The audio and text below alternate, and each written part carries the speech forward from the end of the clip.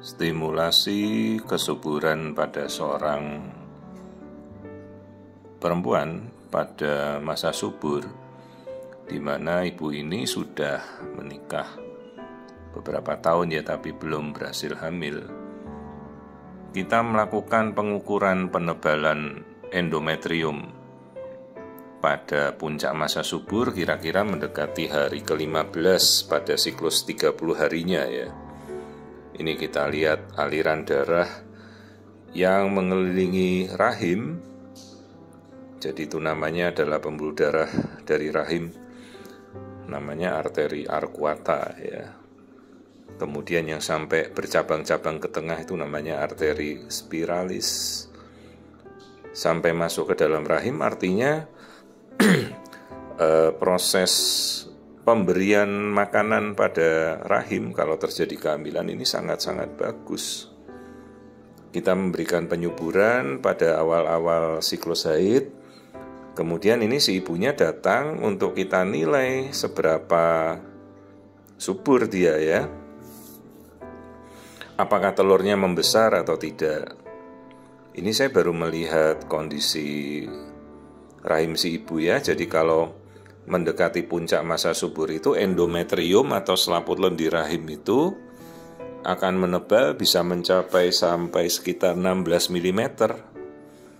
Jadi makanya kalau orang hamil bukan penebalan dinding rahim, tapi yang menebal adalah penebalan selaput lendir rahim ya. Ini namanya endometrium. Jadi ibu-ibu jangan keliru lagi menyebutkan bolak-balik penebalan dinding rahim, bukan.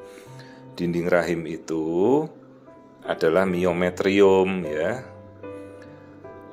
Nah ini kita melihat telurnya, kita hari ini bisa panen beberapa telur ini.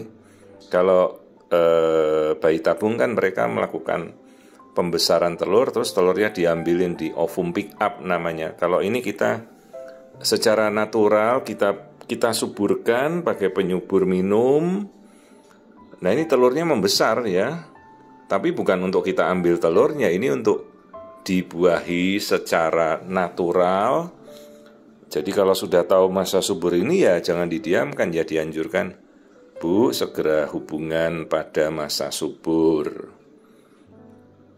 Dok, telurnya ada berapa ya? Saya kalau ngitungin telur satu persatu ya repot. Jadi kita pakai alat saja, alatnya suruh ngukur telurnya ada berapa biji, terus nanti bisa dilihat mana yang paling besar. Jadi kalau menuju masa subur harusnya sudah sekitar 2 cm. Nah ini kita hitungin aja, suruh mesin yang hitung. Itu yang nomor 1 yang paling belakang. Nah ini kita putar yang merah itu paling besar ya Bu. Oh iya, berapa senti dok? Ya diukur lah.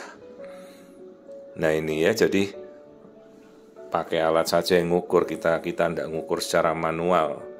2 cm. Nah ini cocok, ini berarti mungkin nanti malam akan ovulasi ya, jadi dianjurkanlah hubungan pada masa subur. Ini baru satu sisi yang kanan saja, terus nanti kita pindah ke kiri. Nah saya selalu coba ngukur yuk aliran darah di telurnya itu. Jadi aliran darah telur itu juga memprediksikan proses pematangannya ya, bisa untuk menunjukkan dia ovulasi. Terus kita ukur lagi yang sisi sebelah kiri sekarang, indung telur ya. Jadi telur yang kanan tadi ada berapa biji, nah ini kita ngukur yang kiri ya. Tapi kita coba mau lihat bentuk telur bagian dalam dari ovarium itu seperti apa ya. Kadang kita bisa melihat inti selnya ya. Tapi kadang kalau sudah membesar gitu ya belum tentu ada inti selnya atau oocyte-nya. Nah ini tampilan ovarium, kita bikin transparan begitu. Yang bulat-bulat itu telur ibunya itu yang membesar bagus.